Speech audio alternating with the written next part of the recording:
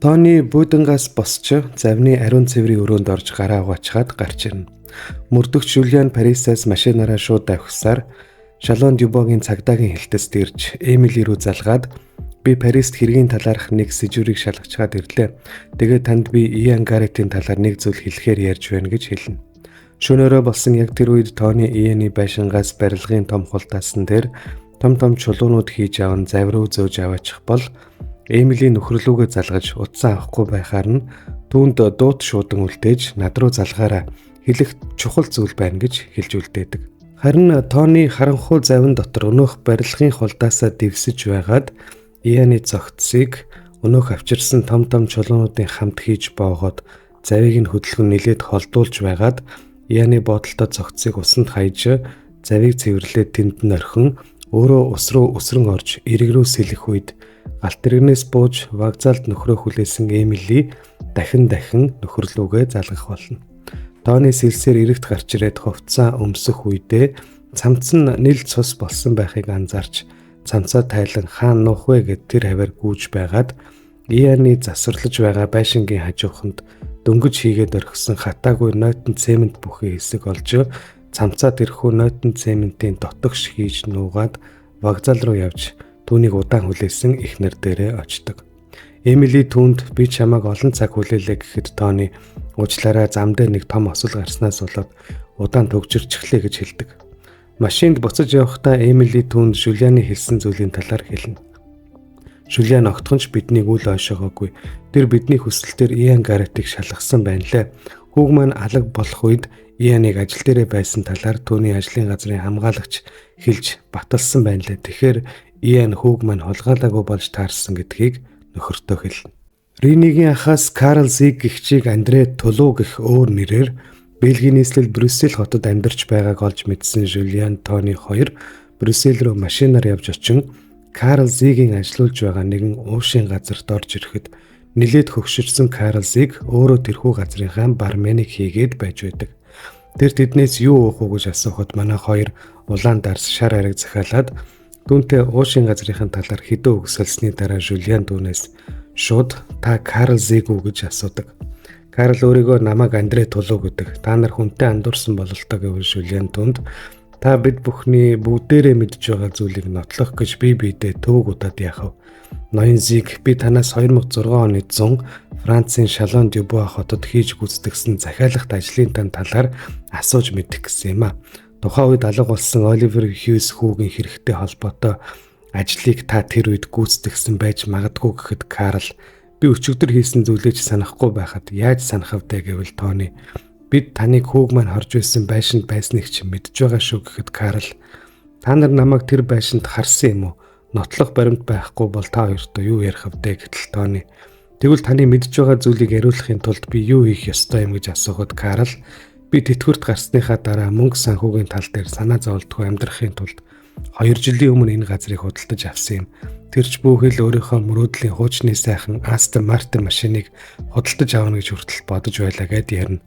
Тони түүнээс мөнгө хэрэгтэй юм уу гэхэд Карл ус агаар шиг л хэрэгтэй байна гэвэл Тони хэд юм гэхэд Жулиан түүнийг болиулах гэж оролдогч Тони эсэргүүцэж хэд хэрэгтэй юм гэхэд Карл 15,000 евро нэгтэг. Жулиан Тониг эндээс явцгаая гэд аваад гарна. Шалон Дюбуа хотын дарга Жорж Делва цагдаагийн газрын дарга Лорансыг дуудуулан Жулиан Тони хоёрын гүйцэтгэж байгаа хэргийн мөрдлөгийн талаарх мэдээллийг авчруулж хараад энэ их зардал мөнгийг тэд юунд үрж зарцуулж байгааг надад мэдэгдэж байгаарай гэж Лоранс захидаг. Лорансыг гарч явах үед Иан Гарретийн компаниас түүнтэй холбогдож Иан Гарретийг нас барсан гэж үзснээс хойш түүний нэр дээрх 300 жилийн түүхтэй байшинд тавьсан хоргийн хугацаа дууссан талаар мэдэгдэж тэнд шинэ барилгын ажил эхлүүлэхээр болсныг хэлдэг. Энэ талаар Лоранс мөрдөгч Жулиан руу уцтаж бүгдийг нь мэдээлэх бол Жулиан аль болох хурдан явж очно гэж хэлнэ. Тони би хаанаас 15,000 евро олох юм бэ гэхэд Жулиан түнд хоёулаа Карлыг яриулах арга бодож олно. Харин яг одоо бол би Шалон Дюбуа орох нэг чухал ажилтаа болчихлоо. Чи аль болох илүү үйлдэл хийлгүй намайг буцаж ирэхийг төвчээртэй хүлээж байгаараа. Би түргэн ирнэ гэж хэлээд шууд гараад явна. Ианы байшингийн ойр орчимд цагдаа нар криминалистууд цугларан ажиллаж түүнийг сургаггүй алга болсон хэрэг дээр ажиллаж эхэлсэн байх ба Жулиан, Лоранс, Марк нарыг тэнд явж очиход Ианы завийг нь өглөө голоос олсон эзэнгүй байсан Иэн алга болсон машин энд байгаа ч утсаа авахгүй байгааг тэрхүү хэрэг дээр ажиллаж байгаа мөрдөгч тэдэнд хэлдэг ба өнгөрсөн шөнө бороо салхитай хүчтэй шуургатай байсан учраас завнаасаа унсан байхыг ч үгүйсэхгүй гэдэг. Тэгээд бас Иэний завин дотроос сонирхолтой зүйлс олсноо тэдэнд үзүүлэх ба хүүхэд хүчирхийлж байгаа эдгээр бичлэгүүдийг бид эхнээс нь үзэх гэж оролдсон ч чадаагүй нүд халтармаар юм блэ. Тэгэхээр магадгүй хэн нэгэн түүний энэ нууцыг олж мэдээд тэр зүгтаах гэж оролдож байгаад усанд унаж өгсөн. Эсвэл түүний энэ хийсэн нүглийнхэн төлөө хэн нэгэн түүнээс өшөө авсан байх магадлалтай гэж хэлнэ. Бас Иэнийг хаасаагүй танил тал ихтэй нөлөөтэй хүн учраас бүх зүйлийн учрыг олтол энэ талаар хэвлэлд мэдээлж болохгүй гэсэн даалгавар авснаа хэлдэг. Тэр хавийг ажиллаж байсан мөрдөгч Жулиан Маркет хандан энэ цементийн хундамыг бүхий л хэсэгт нь тэгшхэн сайхан хийсэн мөртлөө яг энэ жаахан хэсэгт ингэж алдна гэдэг байж боломгүй санагдаж байна гэж хэлдэг.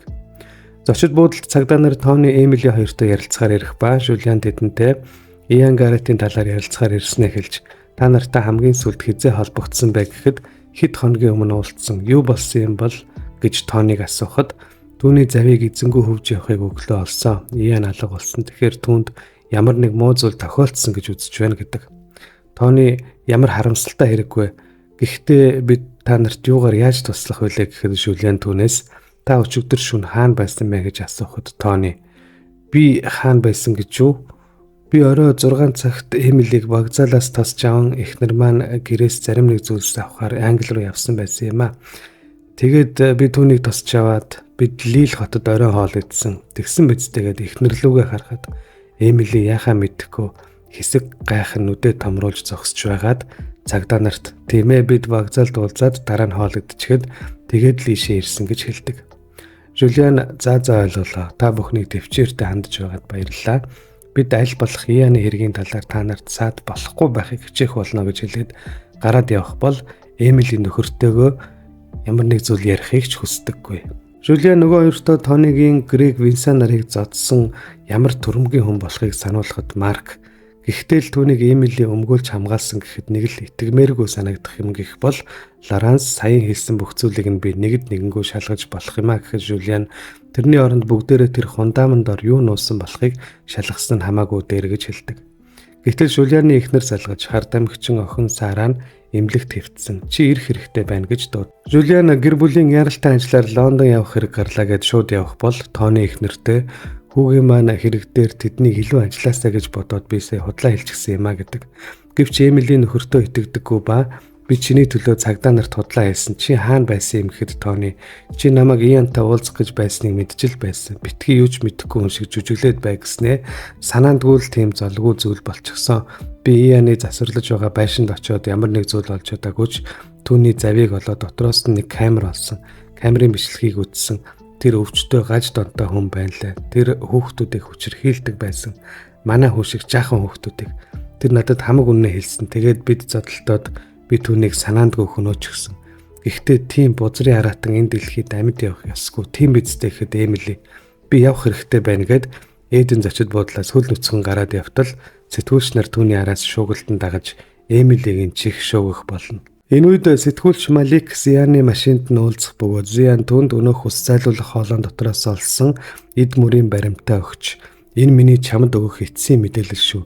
Үүнээс хойш чи намайг ахиж шантаажлахгүй би чамтай ахиж ямар нэгэн байдлаар харьцахгүй шүү. Бидний харьцаа үүгээр дуусгар болно гэд ам мөчгийг нь авдаг. Цагдаагийн хэлцээр шүүгч Жорж Делуа ирж нэгэн бичиг баримтыг Лоранст өгөх бөгөөд үүнийг нь харж суусан Марк Лорансаас юу болохыг нь асуухад Иэн Гарретийн байшин хундам зэргийг эвдэж ухаж нэгчхийг хориглосон шийдвэр болохыг Лоранс хэлж ямар ч уул үндэсгүй хэрэгээр байшинг нь ухуулж түнхүүлэхгүй гэсэн гинэ. Иэний цогцос олдоогүй цагт ямар нэгэн хэрэг үүсгэхгүй гэсэн байна гэд бухимддаг.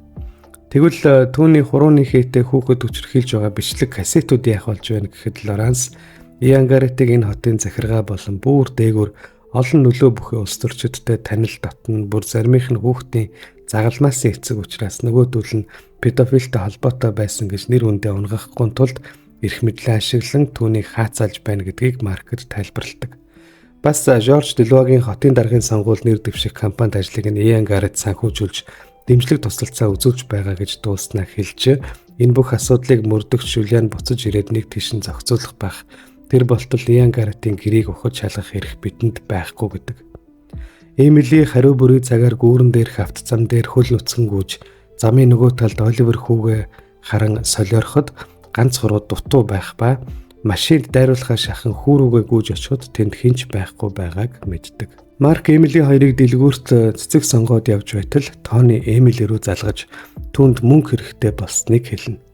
Оливер хүүг хорж байсан байшинд очиж цэвэрлэх ажил хийсэн хүнийг олсон. Тэр хүн 15,000 евро төлөвл мэддэг бүхнээ бидэнд хэлнэ гэсэн. Чи хүүгээ боддог юм бол мөнгө өгчих гэвэл Эмили чи яаж ингэж хэлж чадчихвэ? Надад бодох хугацаа хэрэгтэй гэд утсаа тасалдаг. Тонигийн ярьсан зүйлийг Эмили Маркд хэлэхэд Марк ямар ч хэрэггүй байж болох мэдээллийн төлөө тийм их мөнгө нэгчил байдаг. Тэр солиорсон байхаа. Чи ч гэсэн бас өгөх тухай бодоод байгаа юм уу? Тийм их мөнгө бидэнд байхгүй штэ гэхэд Эмили надад мөнгө байгаа гэдэг. Энэ үед Жулиан Францад Иан Гарретийн нэр дээрх байшинд хурж очдог бөгөөд түүнийг очиход криминалистууд байшинг шалгах ажлыг дөнгөжл эхлүүлж байдаг. Тэр үед Лорансын гэрээс залгаж хүүхэд нь өвдсөн талаар хэлэхэд Жулиан түүнийг гэртээ харьдаа би энд ажиллаад юм олдвол чамд мэдэгдийгээд түүнийг явуулах болно. Жулиан 8 жилийн өмнө доор нь юм нуусан байх ч магадгүй хэмээн сэжгэлж байсан бетоны хундамын нэгэн хэсгийг ажиглах бол салсан эхнэрээсээ мөнгө салгах гэж аргаа барахдаа Тони Оливерийг хорж байсан байшингийн өнөөх бичлэгийг Эмили рүү явуулдаг. Эмили хүүгийнхээ бичлэгийг үзээд шалан дээр сөхрөн сууж уйлах болно. Криминалистуудыг шөнийн төршийн Гарретийн байшинг ухаж тунхаж цоолж ажиллах үеэр мөрдөгч Жулиан хундамны өнөөх сэжгэлж байсан хэсгээс Тонигийн цустай цамцыг гарган авч хүмүүст мэдэгдэлгүй уутанд хийдэг. Жулиан эмнэлэгт охин дээр ирэх ба охин нь хар тамхинаас гарч эмчилгээнд хамрагдвал амьдрал нь энэ чигээрээ байвал удахгүй амиа алдна гэж эмчнэр хэлснийг эхнэр нь түүнд дамжуулан уйлдаг. Гэвч охин нь аавда хар тамхин аймаалдаг болсон буруу гарыг хүмүүстэй холбогдсноо хэлж бас нэг газарт нуусан хар тамхиг авчирч өгөхийг ааваасаа гуйх болно. Жулиан эмнэлэгт удаан бодож суусны эцэст цагдаа нарт охиноо барьж өгдөг. Харин Шалон Дюбо хотын гүүрэн дээр Эмилийг доошоо өсөрч амиа эгүүдэх гэж зогсож байхад нь Марк очиж түүнийг тэрвэрч аван аврах ба гүүрэн дээр оройтож ирсэн Тони эхнэрийг нь Марк тэрврээ зогсож байгааг харна. Бэлэгд Тонигийн байрлаж байгаа зочид буудалд Эмилийг хурч ирэх бөгөөд өөрийгөө тэртээ тэргүй эрхэл байсныг хэлж бусдын гэрт айсан хүүгийнхээ дүр төрхийг харах аймар байлаа. Чи над руу тэр бичлэгийг явуулах хэрэггүй байсан. Би тэртээ тэргүй ирэх байсан гэж хэлээд цүнхнээсээ 15,000 евро гаргаж ирэн Тонид өгдөг. Францаас Бэлэгд ирсэн мөрдөгч Жулиан Тони Эмили хоёртой уулздаг ба тэд Карл Зихтэй уулзахаар явна. Жулиан Тонид энэ уулзалтын дараа хоёулаа ярих юм байгаа шүү гэж хэлдэг. Ингээд тэдний Карл Зихтэй уулзахаар тохирсон ресторанд явж ороход өнөөх нь ширээ дүүрэн хоол унд захиалчихсан байх ба эд уу гэж тэднийг дайлах болно. Эмили цүнхнээсээ тортой мөнгөө гарган Карлд өгөхөд тэрээр мөнгийг авч тоолж үзчихээд та нар ямар нэг юм захиалахгүй юу? Би дайлаа гэхэд Эмили бид энд хоол унд идэх гэж ирээгүй. Би өчигдөр өөрийнхөө хүүг танихгүй айлд айж имээсэн байдалтай байгааг энэ олон жилийн дараа анх удаага харлаа.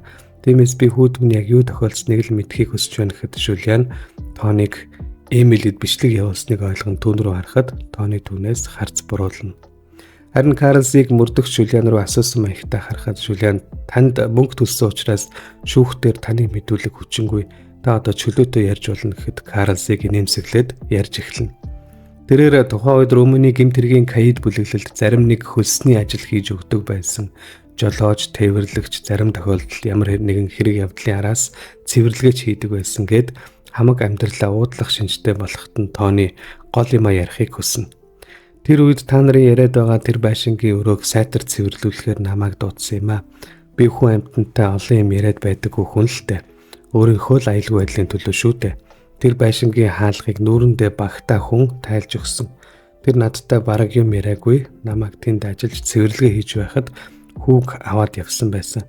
Харин байшингийн доод давхрын шал цус болсон байсан. Яг тэр цус болсон хэсэгт танаа хүүг байлгаж байсан гэж бодож байна. Бас намайг хүүг анх алга болсон тэр усан сан руу явуулж тентхийн ойр орчмыг бас цэвэрлэхийг даалгасан. Тэгээд намайг тийшээ яваад очтол танаахны нэг тэнд хэдийнэ байж байсан. Ямар нэг зүйл болоод нотлох баримт хадгалах ууданд хийж байсныг санаж байна.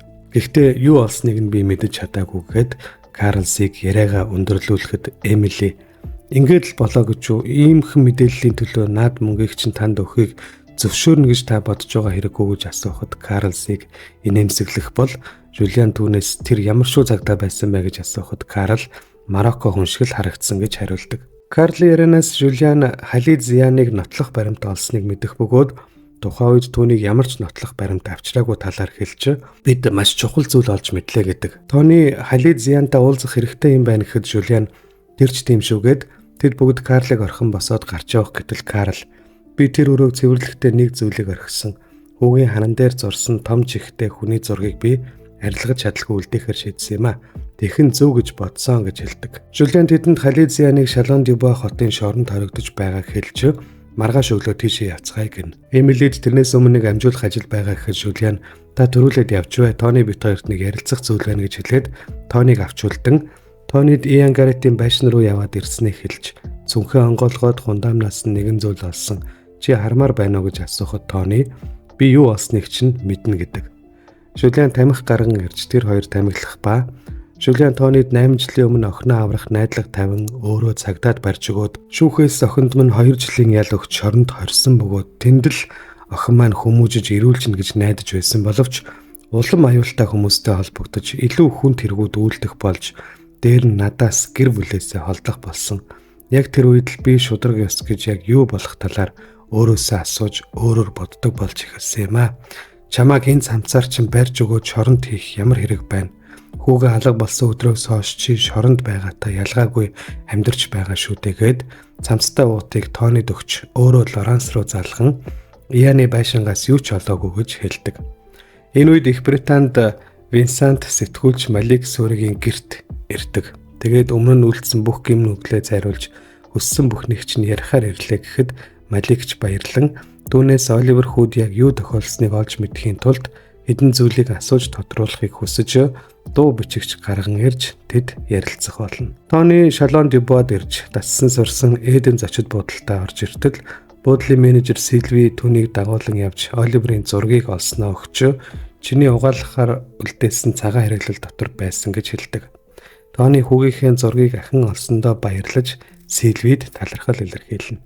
Харин Сильви түүнд нэгэн зоос гарган ирж үзүүлж тэрхүү зоос бол нөхрийнх нь арх амсалгүй өнгөрүүлж чадсан жил бүртээ авч байсан шагнална гэдгийг хэлж нөхөр минь олон жил тэмцсэн.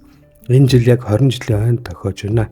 Харин энэ бол хамгийн анхны авч байсан түүний минь тэмцлийг илэрхийлдэг дурсгалтай үнцэнтэй зүйл учраас би өрөөлж хадгалдаг юм а. Харин наад зурагч нь яг үүнтэй ижил чиний хүүгээ дурсаж байх үнцэнтэй зүйл байхгүй юу? Ахиж хаялгүй үргэлж хадгалж яваараа гэдэг. Тони Эмили хоёр удаан байсан Эден зочид буудлаас явж гэртээ харихаар болдог ба тэд машиндаа суун хөдөлж нулимс туслуулан Шалон Дюбуа хотыг халга болсон хүүгийнхээ хамт ардаа орхин явах болно. Харин Шалон Дюбуа хотын нэгэн зоогийн газарт сууж буй сэтгүүлч Малик тэр цагдаа Халид Зиан ууртаа орж ирэн би чиний төлөө хүссэн бүхнийг чи хийсэн. Чамд нотлох баримтыг ашиглах 24 цагийн хугацаа өгсөн. Чамайг эндээс зайлуулах гэж би энэ бүгдийг хийсэн. Чи яагаад одоо болтол хотоос явалгүй энд байж байдаг үлээ гэхэд Малик дуугаа айд. Үгүй бол мөрдөгч Жулиан чиний хэн гэдгийг чинь мэдэх болно шүү гэвэл Халид Зиан би чиний хөлийг чинь хуглаа хайчих юм уу?